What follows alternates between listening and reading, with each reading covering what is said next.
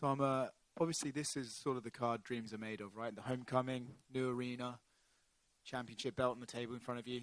I feel like it's something that you will enjoy, but are you making sure this week that you need to enjoy it, and are you enjoying this week so far?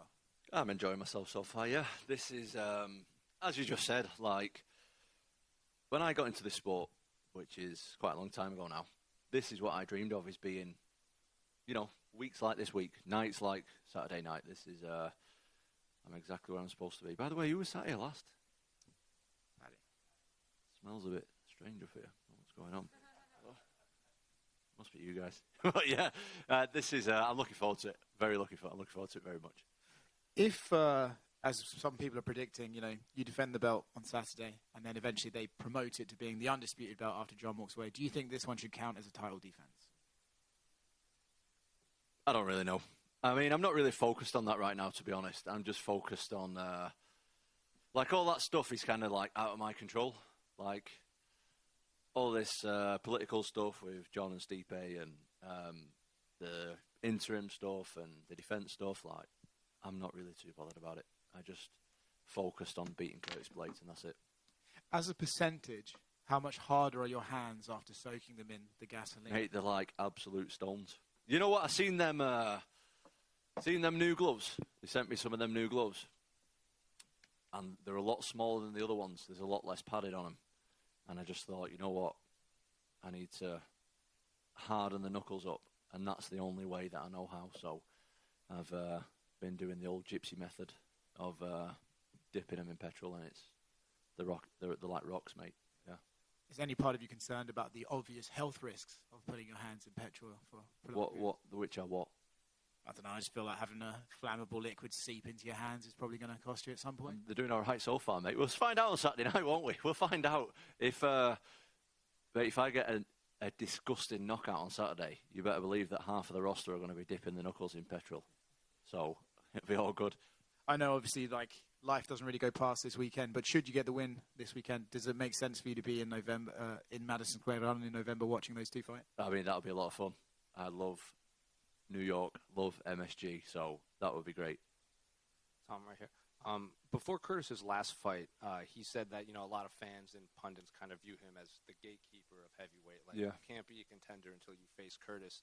But you yourself said that you take Curtis Blades very, very seriously. So do you view Curtis Blades as a gatekeeper, or is that just a moniker? No, I don't at all. I think the guy's been in the top 10 for a long time. He's done basically everything that there is to do apart from win a title. Curtis Blades has done so.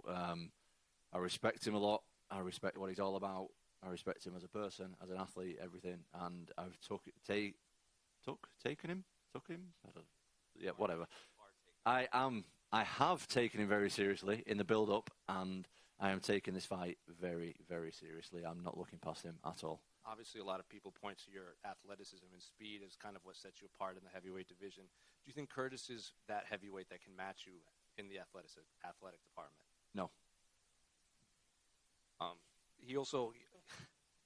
Curtis, obviously, he comes with a very high-level grappling background. You yourself are a black belt. You have a tattoo on your wrist. Normally, when we see two grapplers in there, it can turn into a striking battle. So how do you rate Curtis Blades striking? Well, I think I'm, first of all, a grappler, but I've also been doing MMA a long time. The same as Curtis is, first of all, a wrestler, but he's been doing MMA a long time. So even though we've got both decent grappling backgrounds, this is an MMA fight. So I rate Curtis's. I don't know. For me, I think I look at it a little bit different to a lot of other people. Is like, I don't look at it like individual stuff. I don't look at it like, oh, this guy's a good wrestler and this guy's a good striker or whatever. Like, this is MMA. I look at MMA as a sport of its own. I don't look at it as 5, 6, 7 different disciplines. Like, for me, it's one discipline. It's the discipline of MMA, and you need to be sufficient standing, grappling, on the ground, on the fence, on your back, on top, doing everything. Like, you need to be good at everything in this sport. So. We're both decent at grappling, but we're both, top of the top level MMA fighters, so it's going to be interesting. Well, I asked Curtis this too, and I'm curious your thoughts. Do you think heavyweights get credit for being well-rounded martial artists, or because to Curtis said, you can't really go in there and trade like lightweights because when you touch them on the chin, you kind of go to sleep. Do you think heavyweights get credit as being well-rounded martial artists?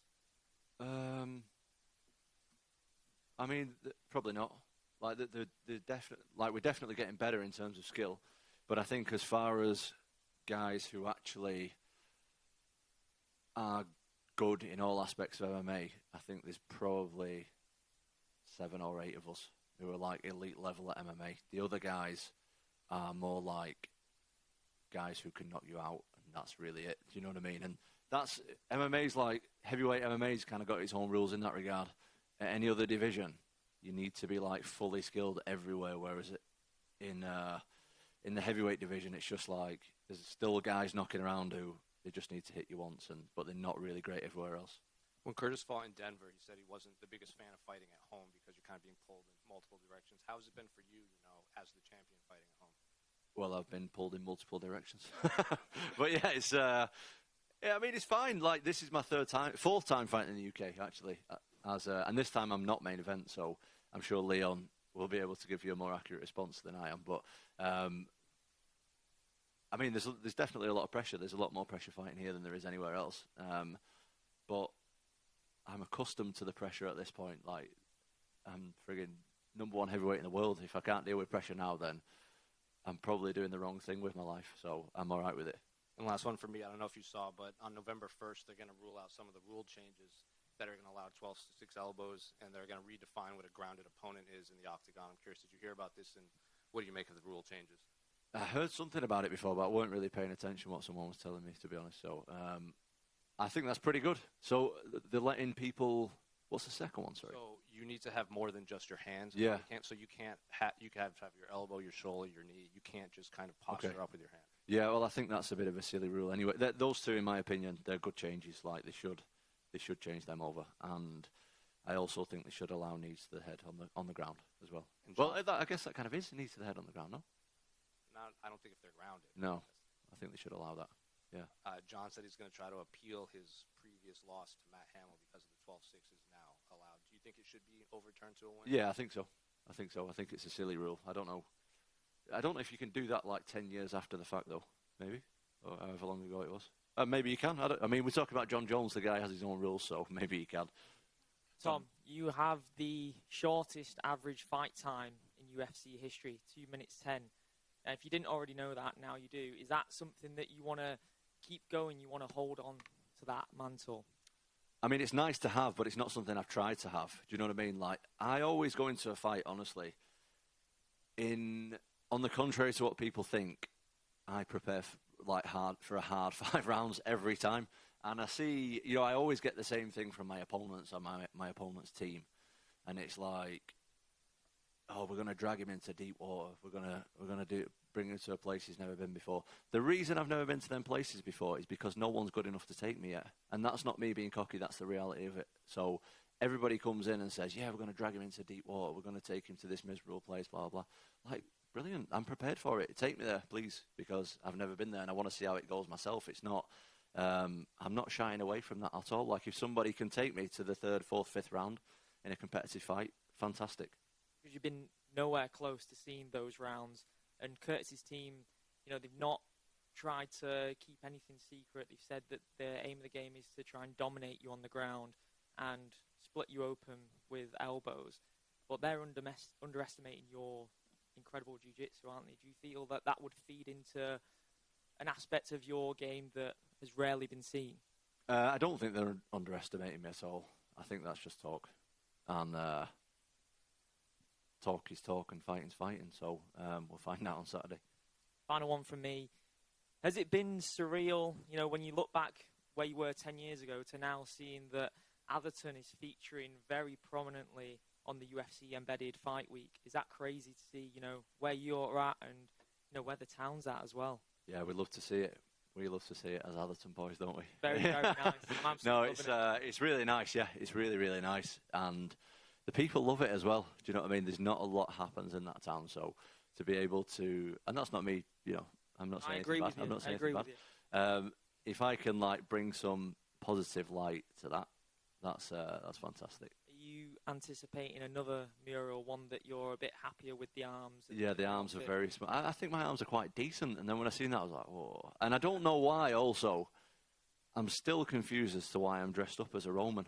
Like, I don't know why that, as a gladiator or whatever it is. I have no idea why that is, but it's of course I'm honoured for having my face up in my hometown in a massive scale at school, but I don't know why as a gladiator. I still don't understand it.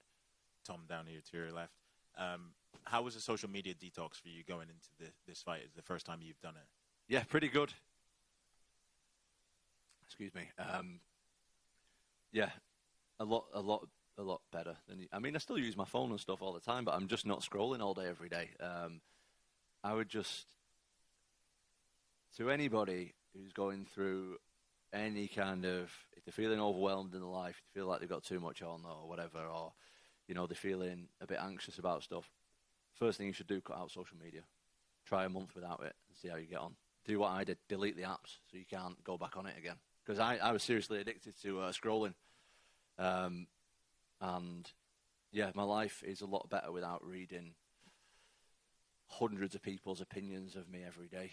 Do you know what I mean? It's like every time I go on there, I get tagged in stuff and I read the comments. And that's a mistake. It's a mistake. It's a massive mistake, but it's an addiction like anything else. So the only way I was to tackle it really was to delete the app. And I've been back on here and there. Like, I had to get someone's number, so I had to re-download it and DM them and ask for the number. And before I know it, I'm scrolling again for another 10 minutes. So I got the number, deleted the app again. I had to do a social media post for a sponsor as well. I downloaded X again because I couldn't find my password, and I had to try passwords. And then, anyway, before I know it, I'm scrolling again. So I had to delete it again. And yeah, I'm just in a lot better place mentally without it. Like, I still post on there. I've got my social media guy, Charlie, who runs my YouTube and everything. Like, he's posting, everything's done through me, so it's all authentic. Do you know what I mean? It's not someone else physically posting, but it's coming from me. It's not like someone's full-time doing it. But my life's a lot better without reading a load of people's opinions all the time. Honestly, I was at the spot where I was in a point where I didn't even really know my own opinion on stuff anymore because I'm reading too many other people's opinions. I don't know, we're getting a bit deep up here, but it was it was full on, and I'm better off without it. Yeah. Yeah, well, led into my next question there, giving you a lot more clarity in this preparation for Curtis. Yeah, your life and fight preparation coincides a lot in my experience anyway. Like, if I'm not happy in my day-to-day life, I'm not performing too well in the gym. So I'm much happier without social media. I won't be going back on it after my fight either. So I'll, I might download it and have a look here and there, but I'll never have the app on my phone full time again. Never. Fair enough. And last one from me. Where would you rank Curtis in the list of your opponents in terms of overall skill set? Number one. This guy's the hardest fight in my career, easily. Cheers, man. Hey, Tom. I think a lot of people coming into this fight are cottoning on to what you guys are doing in the gym and building that heavyweight kind of super team. Are you fielding like more fighter requests to come down and get involved, and are you expecting more, with a win this Saturday? I mean, it's really nothing to do with me. It's to do with my dad. But that's just something that's kind of happened like organically. We never set out and were like, right, we're going to get 20 heavyweights on the mat every day. I just kind of like needed big guys to train with. The big guys were kind of local, so we started training together. And then more guys started coming down, and we had guys that, we brought more guys in for sparring, and they liked it. And then before we know it, we have like 20 international guys, heavyweights on the mat every day. It's absolutely insane. And I've obviously brought guys over as well to help me train for this fight specifically. But my training situation absolutely couldn't be better, and I've leveled up massively since my last fight.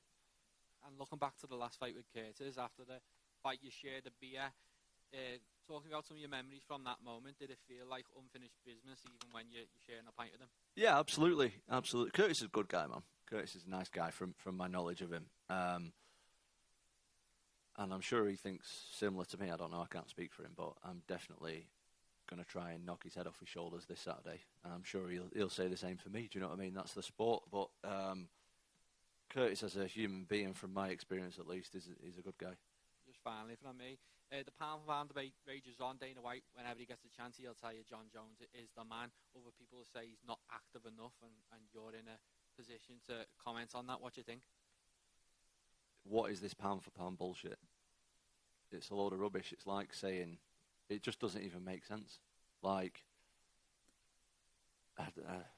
don't get me started on that shit. It's just like, how can you have a pound for pound? What does that mean if everyone's the same size?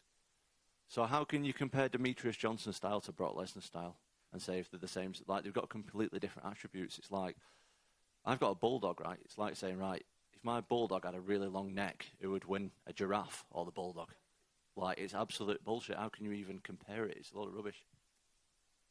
Tom here. How much of this fight is mental due to the way the first fight with Curtis ended? Every fight's mental. Every fight's like a solid 50% mental, in my opinion. For me, that fight's in the past. I'm not focused on that too much. That wasn't really a fight. Curtis is a good guy. He brings good skills. He's great everywhere. And we're two different guys now than we were 2 years ago. You know, MMA moves really quick. So, yeah, this is a new fight for me, really. And you were Muhammad Makayev's first ever Brazilian Jiu-Jitsu coach. What was it like? What has it been like seeing his rise up this flyweight division? Yeah, I don't know. Did he tell you that? He said it in an interview a couple Oh, right, maybe. I don't know. Because I used to teach a kids class, and he would come to the kids class. That's how it worked. Yeah, I've known Muhammad since he was like 11, 12 years old, since he first came to this country, really. I mean, I'm not involved in his career anymore. I don't know what he's doing at the moment, but I speak to him all the time. We're friends. But before he was even fighting, really, he's like special. He's a special guy. And I believe he's definitely going to be a champion in the flyweight division for sure. What do you think of his fight with Manel Kape? In all honesty, and this is nothing against Manel Kape, I don't really watch flyweight MMA, so I don't really know much about him, to be honest. So I don't know how the fights. I don't have an accurate assessment. I watch Muhammad because Muhammad's my friend, and I'm interested in him, obviously. As far as the flyweight divisions, usually, in all honesty, I'm fast-forwarding the flyweights. Tom, just to answer you right, in terms of it being a Manchester card, and I know you're not the main event, but do you feel more pressure because this is everything that you asked for in terms of coming to Manchester? Are you saying that the UFC are in Manchester because of me? Is that what you're saying? I feel like you're That's what it sounds like. It, I'll embrace that if you are. I'm just joking. I feel pressure at every fight. I really, really don't want to get knocked out in front of millions of people. So, regardless if it's in Manchester or wherever else it is, I'm feeling the pressure. Do you know what I mean? But I mean, I'm definitely feeling the pressure, but I'm not feeling it any more than normal right now. But at 5 a.m.